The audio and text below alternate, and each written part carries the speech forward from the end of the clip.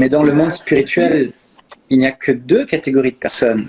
Il y a ceux qui sont à Jésus, qui appartiennent à Jésus, et ceux qui n'appartiennent pas à Jésus.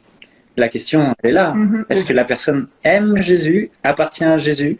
Son nom est-il inscrit dans le livre de vie? Est-ce que cette personne a Jésus-Christ comme son Seigneur et son Sauveur? Son Seigneur, c'est-à-dire celui à qui elle obéit. Donc ce que Jésus dit dans sa parole, je le vis.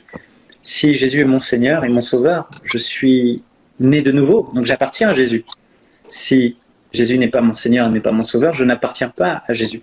Donc moi, j'ai pas envie de répondre à cette question. J'ai juste envie de dire, est-ce que tu appartiens à Jésus ou pas? Et si tu es catholique et que tu appartiens à Jésus, et que tu marches dans ce que Jésus te dit de marcher, tu l'obéis et tu l'aimes, alors que tu sois catholique ou évangélique, c'est la question qui est importante. Est-ce que tu appartiens à Jésus? C'est ça la question. C'est ça. Il ne s'agit pas d'une religion, d'une étiquette. Baptiste, catholique, évangélique, orthodoxe. Est-ce que tu aimes Jésus ou tu n'aimes pas Jésus? Je ne veux pas juste l'aimer. Oui, est-ce que tu lui as donné toute ta vie? Mais tu l'aimes, oui, de tout ton cœur.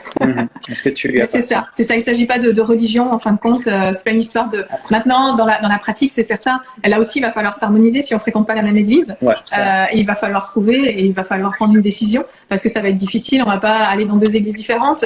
Les enfants, un dimanche, ils iront dans une église, ils iront l'autre dimanche dans l'autre. Donc, c'est certain, mais c'est pareil avec deux évangéliques ou deux catholiques qui ne fréquenteraient pas la même église. Non, il faut avoir la même église. Ça, c'est un échec pour votre mariage sur le long terme. Oubliez le fait d'aller dans deux églises différentes. Ne vous mariez pas si c'est pour le cas. C'est pour ça il va falloir trouver là où on ira. Et donc, il faut aller, je dirais, dans l'église qui prêche ce que Jésus a prêché et qui enseigne ce que Jésus a enseigné. Donc, en fait, vous devez aller lire la Bible, Évangile de Matthieu, Marc, Luc, Jean. Suivez ce que Jésus a dit, tout ce qu'il a recommandé.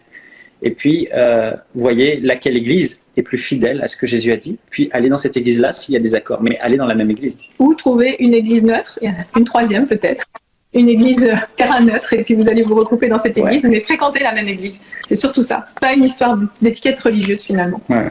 Mais parfois, il y a des personnes, elles sont religieuses, que ce soit chez les évangéliques ou chez les catholiques, c'est-à-dire elles ont une certaine piété, attachement à Dieu, lisent la Bible, mais elles sont jamais nées de nouveau, c'est-à-dire jamais elles n'ont vraiment rencontré Jésus comme leur sauveur et leur Seigneur. Jésus signifie pas grand-chose pour elles, c'est une habitude. Il n'y a pas eu un avant et un après.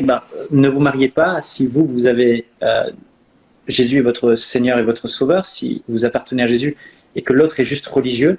Attendez que cette personne rencontre Jésus, influencez-la à vraiment faire son expérience avec Jésus.